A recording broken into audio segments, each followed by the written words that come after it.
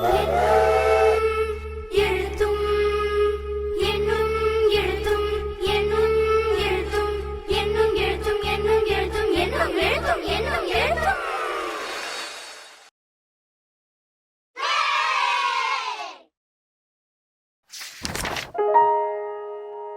எண்ணும் எழுத்தும்.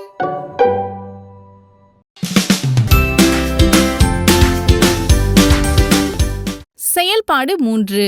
4ஆம் வகுப்பு மாணவர்கள் மாத நாள்காட்டியில் உள்ள அமைப்புகளை அறிந்து கொள்ளும் விதமா நுழையும் முன் பகுதியில் கரும்பலகையில் ஒரு கடிகாரத்தை வரைந்து 12ஐ உருவாக்கும் எண்களை இணைப்பதால் உருவாகும் அமைப்பை உற்றுநோக்க செய்து, இதேபோல கழித்தலுக்கும் ஓர் அமைப்பினை உருவாக்க முடியுமா என்று வினா எழுப்பி அவர்கள் புதிய அமைப்பினை உருவாக்க ஊக்குவிக்கணும்.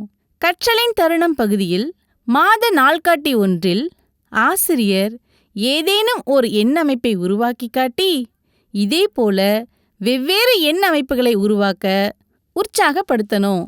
பின்னங்கள், தசமங்கள் இனமாற்றம்.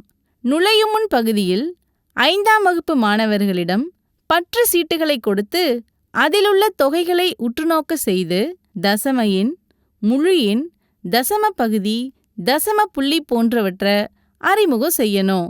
அடுத்ததா ஓர் எண்ணை 10 மற்றும் 100ஆல் எளிமையாக வகுக்கும் முறையை உருவாக்கச் செய்யணும். இதேபோல தசம எண்ணை பின்னமாக மாற்றும் விதியையும் உருவாக்க செய்யணும்.